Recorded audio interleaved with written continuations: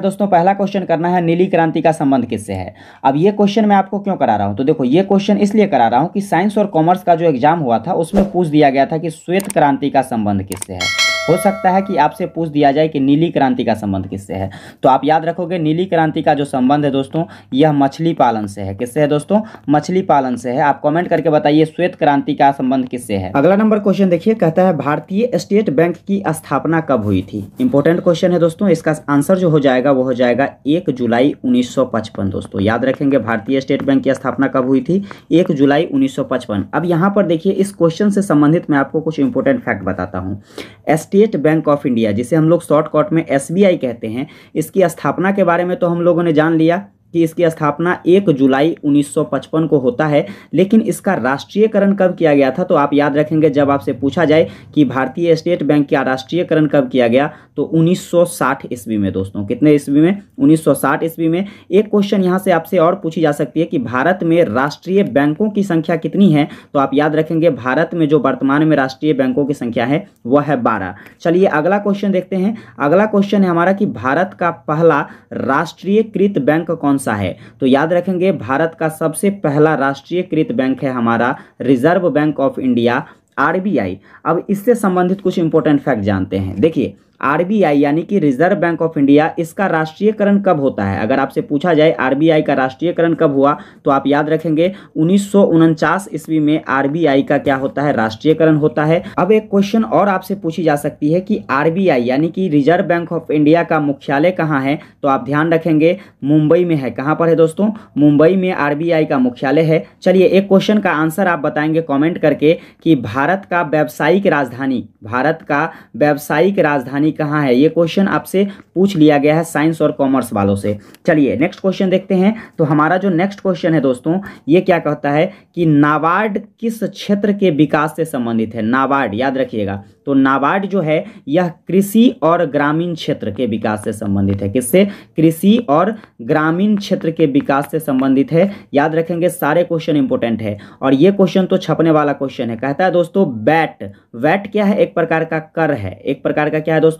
कर है। वैट पहली बार किस देश में लागू हुआ था या कहां लागू हुआ था, तो आप याद रखोगे वैट जो सर्वप्रथम लागू हुआ था वह फ्रांस में लागू हुआ था। कहां पर दोस्तों? फ्रांस में लागू हुआ था। अब आगे बढ़ते हैं। तो देखिए अगला क्वेश्चन क्या करना है। अगला क्वेश्चन करना है दोस्तों कि कौन सा 3 वर्ष, ये देखिए ये ध्यान रखिएगा, कौन सा 3 वर्ष योजना अवकाश के नाम से जाना जाता है। तो इसका सिंपल आंसर हो जाएगा 1966 से लेकर दोस्तों 1969 तक का जो वर्ष है इसे हम लोग योजना अवकाश के रूप में जानते हैं। अगला क्वेश्चन देखिए 12वीं पंचवर्षीय योजना। पंचवर्षीय योजना की बहुत सारी इंपॉर्टेंट क्वेश्चन मैं आपको अंत में करवाऊंगा, इसलिए वीडियो कंप्लीटली देखना। यहाँ पर देखिए 12वीं पंचवर्षीय योजना जो है इसकी अवधि कितने से कितने वर्षों तक की है, तो दोस्तों ये पंचवर्षीय योजना 2012 से लेकर के 2017 तक की जो है यह क्या कहलाती है, तो 12वीं पंचवर्षीय योजना कहलाती है। और इसके बाद भारत में 12वीं पंचवर्षीय योजना के बाद भारत में पंचवर्षीय योजना को अभी फिलहाल रोक दिया गया है। चलिए अगला नंबर देखिए 8वां क्वेश्चन जो है, भारत में योजना आयोग का गठन कब किया गया था। यह भी इंपॉर्टेंट क्वेश्चन है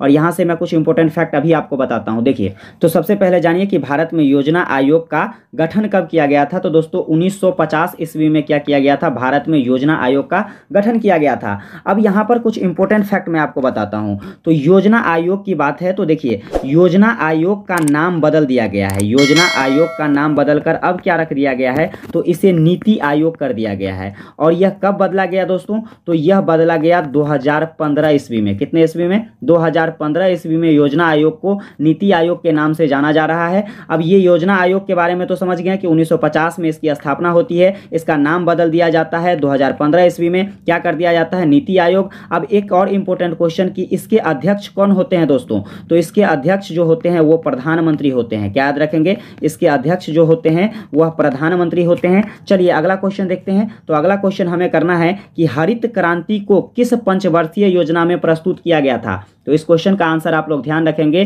तृतीय पंचवर्षीय योजना में, यानी कि तीसरी पंचवर्षीय योजना में क्या किया गया था दोस्तों, तो हरित क्रांति को लागू किया गया था। चलिए अगला देखिए, विश्व व्यापार संगठन की स्थापना कब हुई थी। याद रखना विश्व व्यापार संगठन बहुत ज्यादा इंपॉर्टेंट क्वेश्चन है और इसकी स्थापना जो हुई थी दोस्तों यह 1995 ईस्वी में हुई थी। इसको हम लोग शॉर्टकट में WTO के नाम से जानते हैं। WTO के नाम से जानते हैं, वर्ल्ड ट्रेड ऑर्गेनाइजेशन। अब एक क्वेश्चन यहां से आपसे पूछी जा सकती है कि विश्व व्यापार संगठन को पहले किस नाम से जाना जाता था? तो आप ध्यान रखोगे, इसे जो पहले जाना जाता था वह गेट के नाम से, GATT गेट के नाम से जाना जाता था। और ये कई बार एग्जाम में पूछा गया क्वेश्चन है, इसलिए ध्यान रखिएगा। अब यहां से एक और क्वेश्चन आपसे पूछी जा सकती है, चलिए इसका आंसर आप कमेंट करके बताएंगे कि WTO जो है, वर्ल्ड ट्रेड ऑर्गेनाइजेशन, इसका मुख्यालय कहां है? आप इसका आंसर कमेंट करके बताएंगे। बढ़ते हैं अगले क्वेश्चन की तरफ। देखिए अगला क्वेश्चन क्या है, अगला क्वेश्चन है हमारा कि भारत में कितने सार्वजनिक क्षेत्र के बैंक है? कितने सार्वजनिक क्षेत्र के बैंक है दोस्तों? तो याद रखिएगा, इसका सिंपल आंसर हो जाएगा